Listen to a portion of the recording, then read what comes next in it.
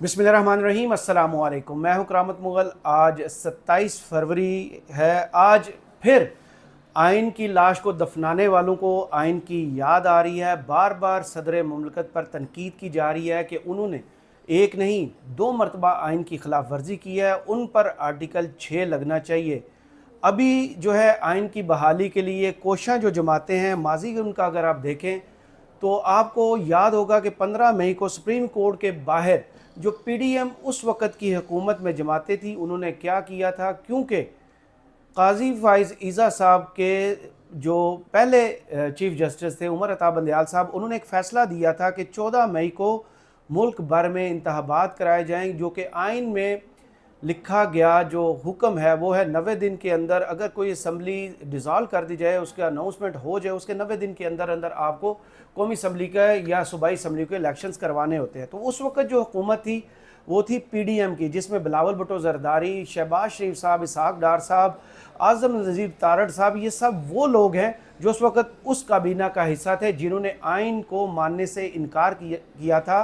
और इसके अलावा सुप्रीम कोर्ट का जो हुक्म था उसको शायर दस्तूर पर न सिर्फ घसीटा था बल्कि लीरो लीर किया था। इस हवाले से कुछ बात करेंगे। इसके अलावा इमरान खान की तरफ से एक अहम स्टेटमेंट आई है कि अडयाला जेल के बाहर जो कुछ हो रहा है उससे वो आगाह हैं, और उस पर उन्होंने कहा है कि सदर साहब जो हैं, जो उनका इकदाम है उस पर इमरान खान का क्या कहना है और पार्टी के लिए क्या हिदायत जारी की है, इस हवाले से बात करेंगे।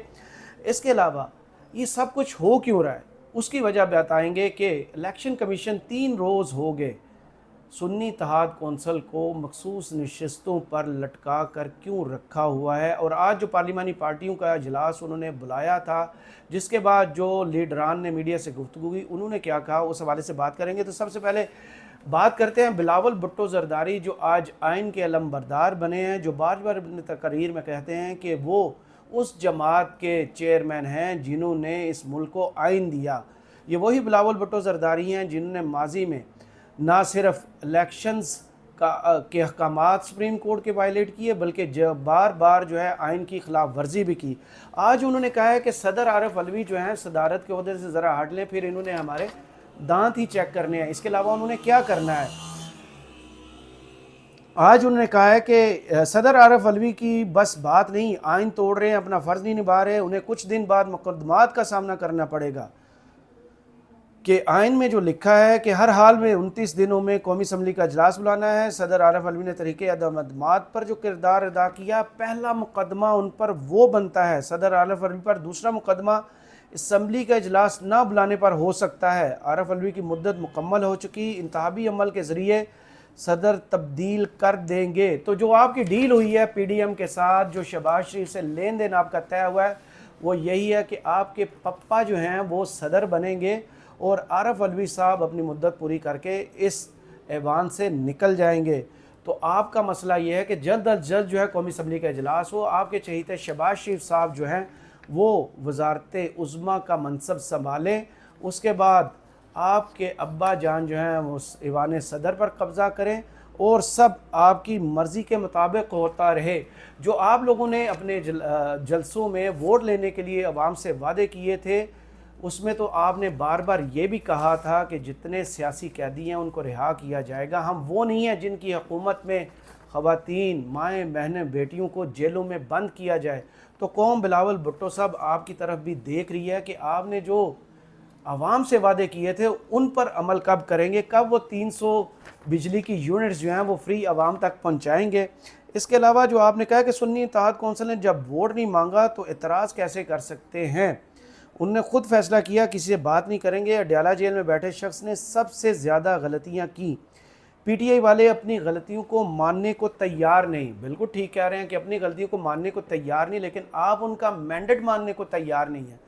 उनका मानना है कि उन्हें इस कौम ने 2/3 मेजॉरिटी दी है, इस कौम ने उन्हें 180 से ज़ायद सीटें दी हैं।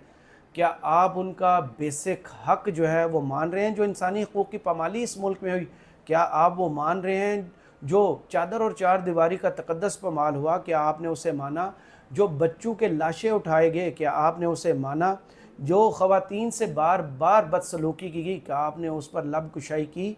नहीं।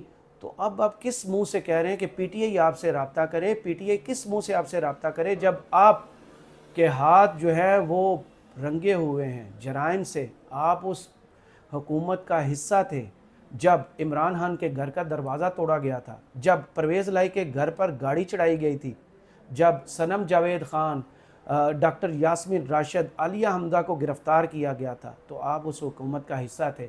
جب عمران خان کو سائفر کیس میں گرفتار کیا گیا تھا تب تو نیا آرڈیننس قانون ابھی نافذ بھی نہیں ہوا تھا کہ سیکرٹ ایکٹ اور آرمی ایکٹ کے تحت آپ گرفتاریاں کریں گے. آپ اس وقت بھی حکومت کا حصہ تھے. آپ اس وقت بھی حکومت کا حصہ تھے جب سی سی آئی کا اجلاس بلایا گیا تھا اور آپ کے وزیر اعلیٰ وہاں شریک ہوئے تھے اور الیکشنز کو ڈیلے کرنے کا منصوبہ تیار ہوا تھا. 6 ماہ کے لیے جو انتخابات ہیں ان کو دور کیا گیا تھا. تو آپ اس وقت بھی اسی حکومت کا حصہ تھے, اس کا بھی عوام آپ سے جواب طلب کر رہی ہے. اس کے علاوہ آپ نے کہا کہ سیاسی قیدی کو رہا کرنے کا کہا تھا مگر عوام نے مجھے مینڈیٹ نہیں دیا. آپس کی لڑائیوں سے باہر نکلیں, سیاستدانوں کو ایک دوسرے کی عزت کرنا ہوگی. تمام ادارے اپنے دائرے میں رہ کر کام کریں. دائرے سے باہر جا کر سیاست کریں گے تو 9 مئی والے واقعات ہوں گے. 9 مئی کے واقعات سے جو کچھ اس قوم نے سیکھا شاید آپ نے کچھ نہیں سیکھا. جو عوام کے مینڈیٹ کو چوری کر کے ایوان میں پہنچے, انہیں کیا پتا کہ عوام سوچتے کیا ہیں, وہ کرنا کیا چاہتے ہیں. اور اداروں کی عزت, ماضی آپ کو شاید بھول گیا کہ ایوان صدر سے یہ احکامات آئے تھے کہ 30 اپریل کو اس ملک میں پنجاب اور کے پی کے 15 کروڑ عوام اپنی نمائندگی چاہتے ہیں, انتخابات چاہتے ہیں. آپ نے کب مانا تھا؟ 14 مئی کو سپریم کورٹ نے کہا تھا پنجاب میں الیکشنز ہوں. آپ نے کب مانا تھا؟ اس وقت کے وزیر اعظم اور 88 رکنی کابینہ نے کب یہ بات تسلیم کی تھی کہ سپریم کورٹ کے آرڈرز کو بھی ماننا ہے جو کہ آئین میں لکھا ہے؟ تب آئین کہاں تھا؟ کیا آپ نے اس وقت آئین کو اپنے ہاتھ سے گرا کر اس کے اوپر پاؤں تو نہیں رکھا ہوا تھا؟ یہ آپ کو یاد کرنے کی ضرورت ہے. اس کے علاوہ جو مسلم لیگ نون کے سربراہ ہیں اسحاق ڈار صاحب, ان کو بھی اب آئین یاد آ گیا ہے. وہ بھی اس وقت اسی پی ڈی ایم کی 88 رکنی کابینہ میں وزیر خزانہ کی سیٹ پر بیٹھے ہوئے تھے جب سپریم کورٹ نے کہا تھا کہ فنڈز جاری کیے جائیں پنجاب میں الیکشنز کے لیے. تو تب تو فنڈ جاری نہیں کیے گئے تھے. تب تو اسٹیٹ بینک کے گورنر, ان کے نمائندے نے آ کے بتایا تھا کہ کنسالیڈیٹڈ فنڈ میں 1400 ارب سے زیادہ پڑا ہوا ہے. تو آپ نے تو 40 ارب ریلیز نہیں کیا تھا. تو آپ کیا اس وقت توہین عدالت اور آئین کے جو ہے خلاف ورزی کے مرتکب نہیں ہوئے تھے؟ آج آپ کو آئین یاد آ رہا ہے. آپ کو آئین اس وقت کیوں نہیں یاد آ رہا جب پی ٹی آئی اور سنی اتحاد کونسل اپنی مخصوص نشستوں کے لیے جگہ جگہ قانونی اور آئینی جنگ لڑ رہی ہے؟ ان سیٹوں کو آپ بھول کر, آئین سے نکال کر صرف اپنی مرضی کی چیز کہ آئین کے آرٹیکل 91 کی شق 2 کیا کہتی ہے اس پر زور دے رہے ہیں. اور آپ ہی کی جماعت کے جناب وزیر قانون تھے اس وقت اعظم نذیر تارڑ صاحب, جو آج کل پھر قانون اور آئین کا پوری قوم کو درس دے رہے ہیں.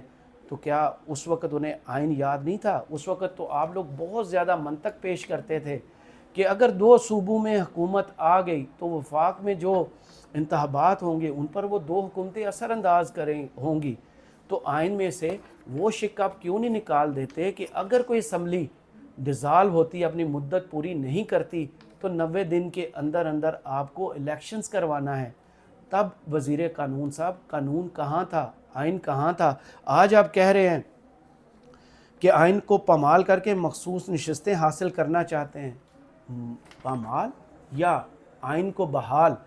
صدر مملکت نے بھی تو ایک ہی شرط رکھی ہے کہ اسمبلی کا اجلاس اس وقت بلائیں جب سنی اتحاد کونسل کا جو آئینی حق ہے, ان کی مخصوص نشستیں ہیں, وہ ان تک پہنچائیں جائیں, ان کو نمائندگی دی جائے. اس کے بعد قومی اسمبلی کا اجلاس بلائیں.